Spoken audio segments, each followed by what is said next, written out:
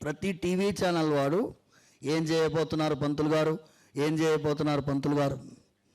నాకు శిష్యుడు ఉన్నాడు పవన్ కుమార్ అని, ఆయనకు ఒకసారి గట్టిగా చప్పట్లు కొట్టండి.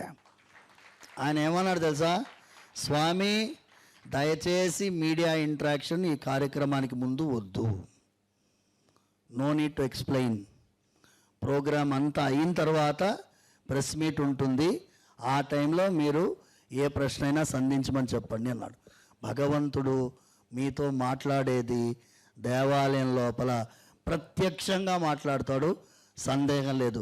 ప్రూఫ్ మాట్లాడేది ఎందుకంటే ఏప్రిల్ 19th మీ అందరికీ గరుడ ప్రసాదం గురించి తెలుసు కదా, హైదరాబాద్ సికింద్రాబాద్ వాళ్ళందరూ. ఆ రోజు హైదరాబాద్ సికింద్రాబాద్ స్పందించిందా, స్తంభించిందా లేదా చెప్పండి. ఔటర్ రింగ్ రోడ్లో జీవితంలో ఎప్పుడు లైఫ్ జామ్ కాలేదు. నేను జస్ట్ ప్రసాదం ఇవ్వబోతున్నామండి అని చెప్పినాను, ప్రతి ఏడాది చెప్తాను.